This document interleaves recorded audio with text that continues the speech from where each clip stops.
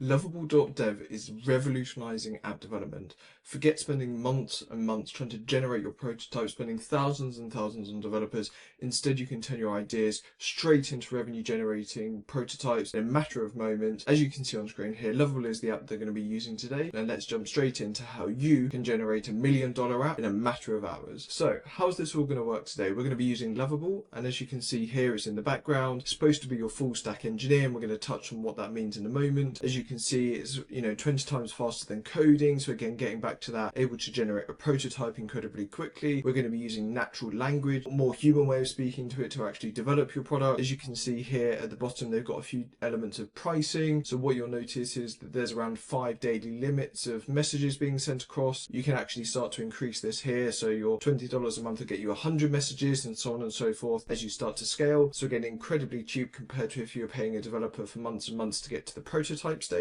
Now, what we're going to be doing is also looking at how that integrates to the backend side as well. So you're going to be using something like Supabase. Again, we're going to touch on that in a moment. Now, Lovable don't want you to start from scratch, so you can actually get access to some prototypes here. So you'll see at the bottom, there's a few recommendations on how you could start prompting it.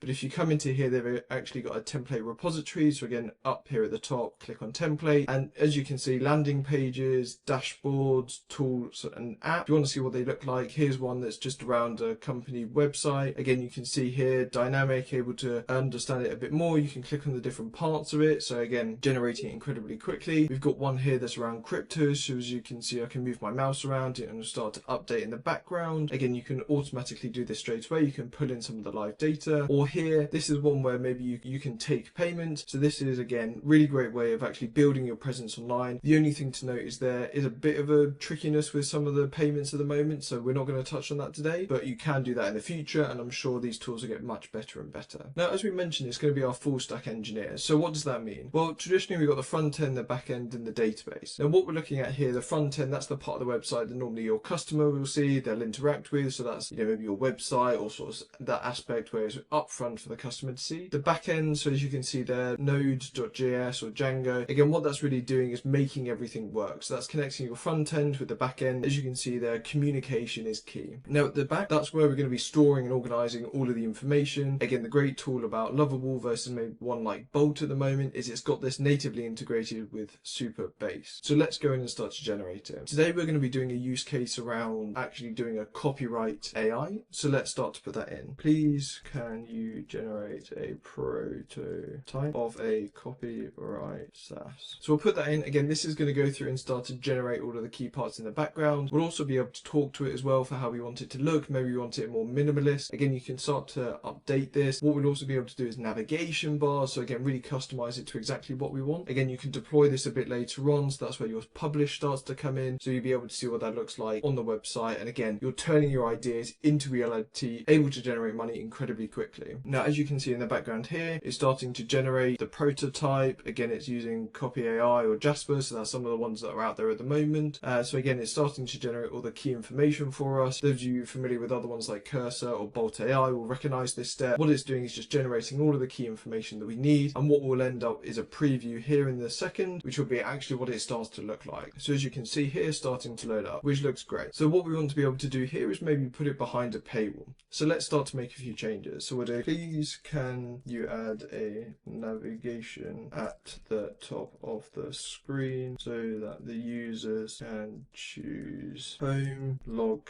in, and also see the pricing. So let's send that off again. Using natural language, this is now going to start going away and making the changes. So what we're looking for is up the top here. It's going to actually start to generate that navigation bar. So it's nice and easy for our customers to be able to direct themselves around the website and also actually log in or actually start to generate some of their tools as well. Let's wait for this to generate. So again, much quicker than maybe your traditional processes where you'd have to go back with points to your developer. You can speak to it a lot more naturally. So there you go. We've got the companies being called Copymaster in this case. We've got home, pricing, and login. If you click on them, it's not going to do anything at the moment because they're not connected. So actually we're going to go to the next step, which is about generating that authentication to that login step. So what we're going to come down here is say, brilliant, great. Please can we add a login screen and sign up screen to be able to create an account. So we're going to wait for that to go through. It's going to start generating a page, and we're also going to connect it to Supabase. Now the way that you need to do this is you want to click on Supabase. We need to connect Supabase. So as you can see here, there's a demo video if you need it. We've got connect Supabase. So this is going to take you into your account. You need to authorize its access. Again, you've got the different areas that you can generate in your Supabase account. So the way that Supabases work is it's your backend as a service, so it's able to scale up as you grow. And what it means is you're not going to be spending thousands and thousands straight away for maybe what you don't need. If you look at some of the pricing here, so again, your free, pro, team, and enterprise, so again, nice and easy and adaptable to what you need it to be. Let's jump straight back into how we're actually generating it though. So we're going to come back into our Supabase. We're going to do authorize Lovable. So we're going to connect those two together. What this will do is then take us back into Lovable so that we're able to use that moving forward. So if we come across, again, what we can see here, YouTube, we can see the project, and we'll do connect. And then as you can see here, we'll just connect it to that specific one. So now we're all connected. On the bottom left, what you'll see is it's just going to take a moment to actually do that. What we did ask it to do though is log in or sign up at the top right hand side here. So we can actually see that in action. So again, you've got login here. You can do welcome back, email, password. We can also do sign up. So that's where you can do the name, email address, password. You could capture phone number or other information if you want to as well. The great thing about platforms like Supabase is if we just jump in, what we'll be able to do is choose from the different way of authentication. So for example, here we've got email enabled. You could do Apple, Azure, you've got GitHub, you've got Facebook, lots and lots of different ones down here. Again, depending on what you do, they can be a bit more complex. You can have different levels of customization involved as well. So if you need email provider mention, confirmation email. So again, lots and lots of different ways that you can do this, which is all natively integrated, which is great. That's exactly what we want. So as we can see on the left here, what we've got now is I'm now connecting to your Supabase project. Again, this is the security side of it. This may take a moment. What we'll get at the bottom though is actually an important aspect. So you can now work fully integrated backend, powerful features, log in, all of this information. Okay, so let's try and sign up now. So we're going to do John Doe, we're going to do email, and then we're going to do test.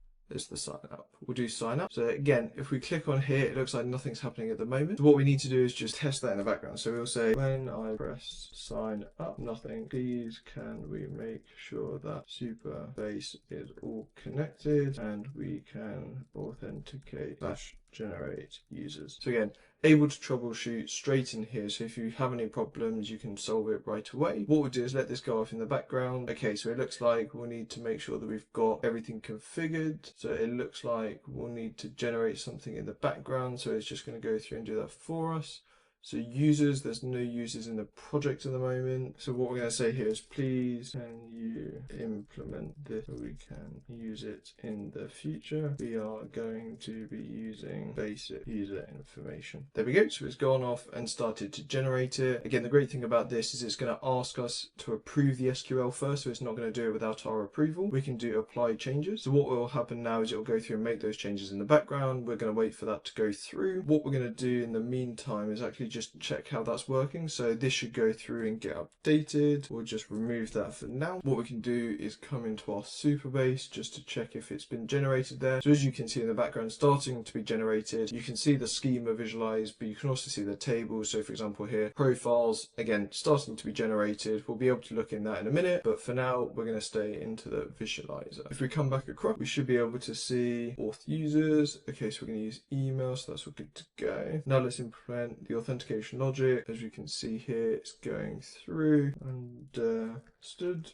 Please implement these changes. So what it's asking us to do is just disable some of the email confirmation. So if we come into here, that's where we need to go back down to our authentication. We want to come back into providers on email, and this is the confirm email address. Okay, so we're just turning that off for now, but again, you can keep it on. We'll show you just that in a second. What we can see here is there is error, so we're going to say try to fix it. Again, you've got the keyboard shortcut of F. That would go away and actually try and change it quicker. So we're just waiting for that to come back and make sure it's all working fine. Again, we're going to do copyright AI. So what we need to be able to do is make sure that only the individual generating that copy can actually see it. Brilliant. So it's gone away and it looks like it should have changed it. So we'll test it again with John Doe. We'll do test@gmail.com and we'll do test and we'll do sign up. So we again here we got an issue, so we can do F. So as you can see here, it's now understanding the issue. So again, the password is 2 weeks. So let's add password validation.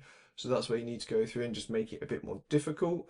So what we'll do is the next time we put this in, we're actually going to give it a bit more of a secure password. Okay, brilliant. So what you can see here is it's now changed it to at least 6 characters. So again, we'll change this. We'll do John Doe. We'll do test@gmail.com, and we'll give it just a specific part there. Okay, so it looks like it's failed again. We'll just give that one more test, see what the error is. Okay, so as you can see there, it's rejecting the email address. So we'll go through and we'll give it a different email address. We'll give it my email address. And then what we'll do is we'll wait for it to come back and we'll make sure that it's all good to go. But again, what this is doing is adding the validation in the background so that you can use it in the future. So let's go through and we'll do Alex. We'll do the email address.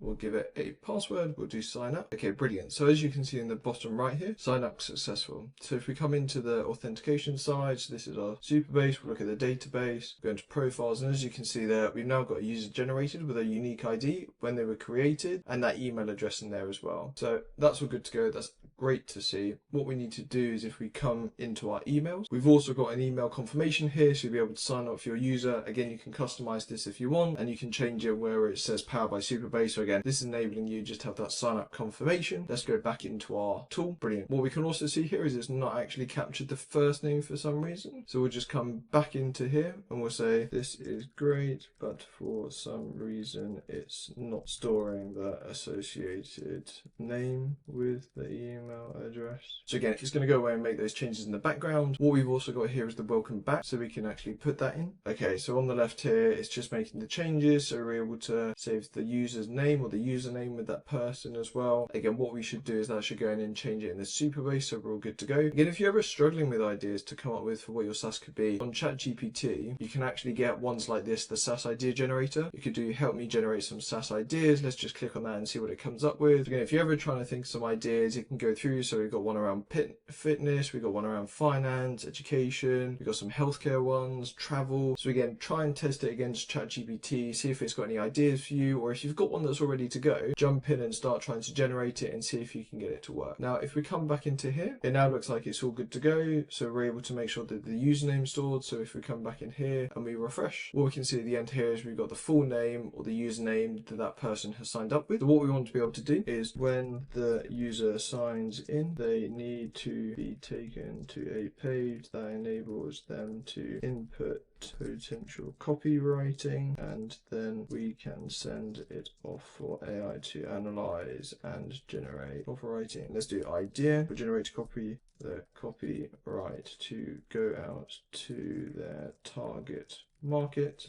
I need input such as tone, length for the user to choose from. Brilliant. So let's see if it goes off and does that. Brilliant. So let's try and log in now. So we'll do email address and we'll do sign in. We'll try and fix that. So maybe the incorrect password. We'll just double check exactly what's wrong with it. So again, in the background, able to do this nice and easy with the natural language. Okay, so it looks like there was an issue. So we just need to do auth provider settings, and then we're just going to turn off the email confirmation because again, we're not confirming at the moment. We haven't deployed it live. We'll come down to the bottom and do save. We'll make sure that's all good to go. Save successfully. We'll come back into our app. We'll do our email. We'll do our password and we'll sign in. So there we go. We're all signed in. So what we can do now is we've got an option. So again, slight formatting change that we're going to need to do there around email, add copy, social media post or headline. We can see that we've got a couple of different options to choose from, short, medium, long, and we want to generate the content as well. So what we're going to do is great. I like the design, but I want a few changes. Please can we move the tone and length selections to the right hand side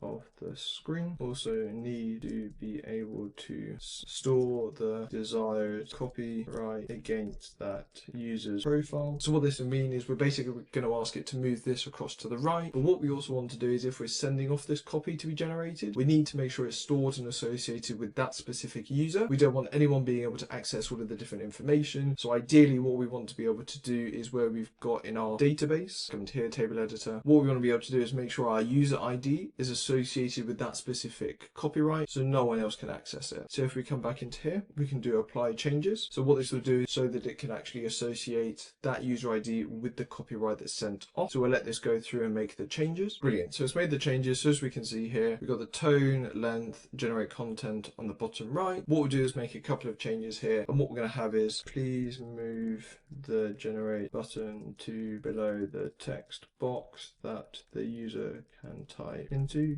Please also give the user input box a title of copyright ideas. We're going to say below the generate content box. I need another box where a webhook response can be shown, which will be generated copy. So again, what we're starting to do is get to that next level where once we've sent off this information, it'll be able to be associated with it. If we come back into our Supabase, we should be able to see another table, which is that copyright generated. So as we can see on the left-hand side here, we've now got copyright requests. So again, we've got the ID of that copyright that's going to be sent across, the user ID it's associated with, the content type, tone, length, prompt. So again, able to store all of this information, so it's associated. We come back in, again, copyright ideas, generated content, and then we've got the tone on the right-hand side. So again, starting to build this out. If we do the copyright ideas, we can say, I want to sell marketing solutions to dentists to increase the number of customers they have. What we can do is click generate content. Now, content generated successfully, but nothing's actually happened. So generated content will appear here. So what we need to be able to do is either get AI to do it in here, which currently we're not going to do because it's not built in. But what we can do is actually send a webhook response off and then get it back. So what we need to do now is come into our mate.com. We want to do a webhook. So we want to do webhooks and we want to do custom webhook. What we'll do here is generate a new webhook. So we'll do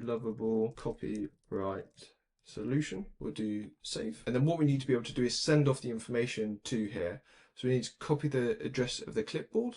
We want to come back into our Lovable. We want to say, great. When the user clicks generate content, please send that text plus content type, tone and length in a JSON format. Here is the webhook. You will need to show the web response in the section below. So we'll log back in. So we want to do into generated content. We forgot to give it the webhook. So I'll come back in here. We'll just wait for that to go through. We'll do, here is the webhook it needs to be sent to. We'll just wait for that to come back so that we can actually send it off. Again, remembering that this is going to be taking it outside of your application. Again, what we would hope in the future is you can do it all natively in here. What we're going to be doing is sending it off. So we'll just do okay. What we'll do is wait for that to be confirmed, and then what we'll be able to do is just test it. So that's why it's running stop here in the background. But when we actually send the information off, it should say that it's actually receives that information and it's able to work through it. So we'll come up with the idea, which is please write a copy about the holiday season upcoming can cause issues with people's teeth. So again, what we're going to do here is do I am a dentist practice, and then we can do generate content. So let's see if it sends it off. So what we can see here is if we come back in, so successfully determined. So what this basically means is we've got the information that was in Lovable and it's now been sent across. So what we want to do is make sure that this is working. And we want to do receive copyright ideas. There we go. So we'll do that. We'll do run once just so we can show it working. We'll do generate content. So again, that's sending the information off. Again, what we can see here is we've got the information in the format. So we've got content type, professional, medium, and then the prompt. So this is great. This enables us to use it nice and easy later on. So let's start building out the actual content. Now, there's two different ways you can do this. Let's do router. And what we're going to do is add a variable element in here. Again, you can do single variables. I'm going to just do multiple for ease. We're going to do copyright method. I'm going to do OpenAI versus Claude. Again, so we're going to put in here Claude, because I find that Claude is actually a bit better at generating more human or sort of natural sounding conversational copyright AI. We're going to put in here that we need this to be Claude. We're going to do the condition, and then we want to put contains case insensitive. I just found it works a bit better. We'll put Claude in there. We'll do okay. And at the bottom, we'll do the opposite. So we'll do OpenAI. We'll come in here, do that, and then we'll do contains case insensitive, OpenAI. Brilliant. So what this basically means now is we're actually going to be able to say what the writing method is, and then we'll have the choice of either using Claude or OpenAI. Again, this is really great because you can test if it's actually better with Claude or OpenAI. You can do some A/B testing. You can find out which one you prefer. Again, that could be another service that we could include in here. We could actually tell it, you know what, we want to do some A/B testing, be able to use it. So let's go through and add that as another option. So we could do that. Let's just come back into here. So we now need to give it the prompt and all the information. So if we come into Claude, you need to type in Claude. Would you create a prompt? You need to make sure that your account's connected. So we'll come in here. We'll do Lovable copyright SaaS. You need to get your API key. Brilliant. We've added that in there. We'll do save. save. Now we'll be able to choose from the different models we want to use. So again, the latest and greatest are always available in here, which is great. We'll do 3.5 sonnet in this case. We'll do max tokens. We'll just put it as 4,000. Remember that around 100 tokens is around 75 words. So the more tokens you allow it to use, the bigger the copyright you can send back. The messages, we're going to do 2. So first we want to give it a sort of priming or prompting goal. So we want to say your objective is to write copyright or campaigns in the style of the examples below. Do not include any additional information or text, only output the desired copyright. Again, we can do some examples. In this case, we can actually go back to, for example, Alex Hormozi, or again, because this is your own SaaS, imagine if you've generated all of this in the past, you're an expert in copyright or marketing, you could put all of the examples in here from you, and then what it will enable you to do is use it straight away, and it's really tailored to how you would write it so that the customers get the best. So we're going to come into ChatGPT. We've just got an example here of $100 million lead, so the book that Alex Hormozi is writing, and which it's going to say is, please can you give me 5 example copyrights that I can use as examples. Please use markdown formatting and output in a code output. The reason we want to say that is because then it'll be nice and easy for us to copy across. So what we're going to say here is we're just going to wait for that to go through. We're then going to copy this and send it across. So as you can see here, we've got the markdown formatting, so it's doing it exactly as we need it. And what this will enable us to do is just put it straight into the prompt. So it's nice and easy to use versus some of the other ones, which maybe you would have to go through and copy the text. And again, the formatting starts to be lost. What this will enable us to do is actually have the output in the style of Alex Hormozi. So again, going back to the point you mentioned earlier, if you've already got a great way of writing copyright, or you've developed great examples that have high conversion, again, you can put that in straight away and it will learn and train off that. So it knows exactly how to put it in for the information that the customer would want. So now it's generated, we can do copy code, we can come back in here and then we can just do force paste. And now it's got a few examples to work with. So that's great. Now we're going to do come down and we're going to do add a message. We're going to do user. We're going to put in here text. We're going to say the copyright idea that the user has is, and then we want to give it some of the information. So we'll give it the prompt in this case. Again, if you see on the left hand side here, it'll start pulsing. That means it's coming from that webhook. So that's great. We know what it's want. Again, because we've got it in the structured data, that's great. It makes it nice and easy for us to go through and do this. We're going to say the copyright is going to be sent in and be sent as a, and then we can do email. We're going to say we need the tone to be professional. We need the length to be medium. Again, what you may find is just changing this around. So again, putting it up front so it's got a little bit more context, and then the actual prompt at the end may work better. Just play around with it, see what works best for you. But again, this enables you to do it straight away and on autopilot for yourself or any of your clients. So we can rename this to generate copyright. We can copy this prompt and we'll just copy, we'll come into here. We'll do OpenAI. Now there's 2 ways you can do with OpenAI. If you've already generated an assistant in the playground, we can do messaging assistant and you can use that as the master one, versus we can do create chat completion, which is what we're going to go through and do today. This will just be a simpler way like we've done for Claude, where it'll all be stored in this automation and that's where you'll update it. So in this case, we can come through to GPT-4o. We'll increase the tokens again just up to 4,000. We can do the messages. So again, in this case, we're going to be doing this assistant. We'll copy and paste